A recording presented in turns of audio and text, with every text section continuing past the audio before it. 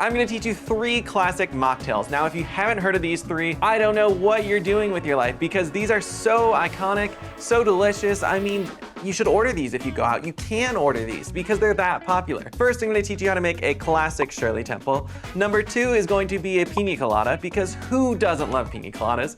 And number 3 is the classic Mojito. Now, this one is technically a little less popular because most people think Mojito, they think alcohol, but getting it non-alcoholic is so easy, so common, and so delicious. So let me teach you all 3 of those delicious drinks.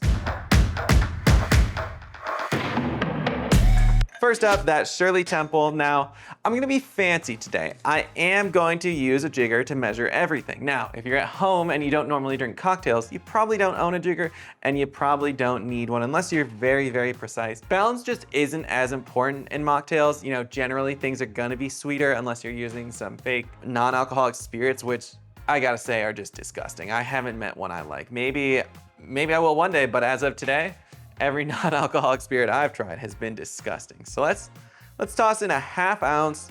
You can use less, I love sugar. Let's toss in a ½ ounce of grenadine for our Shirley Temple. And I am using that deliciously artificial, what is this, Daly's Finest Call. Same difference, they're all pure diabetes. But delicious and red and colorful, so. Next, we're gonna correct that kind of overdosage of sugar with a sugar-free 7-Up, not a Sprite. I don't know why some people look at this can and they're like, oh, that's a Sprite. Dude, this is clearly 7-Up. I mean, learn to read, guys, Jesus. I don't think there's a good ratio to follow. I think it just comes down to personal taste. I'd say maybe 8 ounces for every ½ ounce of grenadine, but again, do whatever you want at the end of the day. We're gonna be fancy. We are gonna give this a stir. Now, I do recommend stirring your Shirley Temple. There's just so much syrup in here. You wanna make sure you're not getting a sip of syrup at the bottom, right? And you guys know it, no drink is complete without a perfect little cherry on top. So that's what we're doing here. Boom. That right here, guys, is a classic Shirley Temple. I gotta be honest, something about when you kind of stir a glass and chill it perfectly, it creates this little tiny layer of, what's the word? Condensation. The condensation on this glass. Whew. I'm sweating myself right now. The condensation just makes these drinks, it's so like, that layer of film makes this look beautiful. It's being illuminated by this giant light I have here.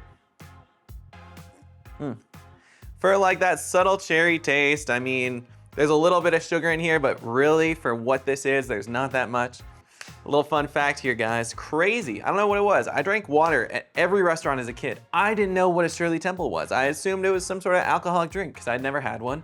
I think I was 17 years old before I figured it out. So don't be like me, go get a Shirley Temple. Treat your kids sometimes, give them some sugar, give them a sugar rush, have fun. And get these ingredients for at home so you can make unlimited Shirley Temples.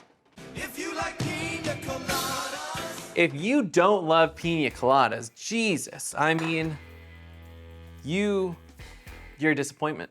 That's as nicely as I can say it. If you don't like Pina Coladas, if you don't like coconut, I don't think we can be friends. That's what it comes down to. So the first thing I'm gonna do for my Pina Colada is cut up some fresh pineapple. Now, technically, we could just use some pineapple juice, but what would that be for? We're about freshness and deliciousness over here at Sin City. So let's be fresh and delicious. Let's cut up this pineapple just like that. Now that we have our pineapple all cut, sliced, and diced, we're gonna throw 12 pieces in here. 12 equal cut pieces. Now, I'm gonna add coconut water to this, but I also would love just a little bit of cream of coconut because this is just, oh, it's delicious. It's so good. And it's probably good for you too, so. Let's add in 3 ounces of coconut water. I'm using coconut water with pulp because it feels healthy for some reason.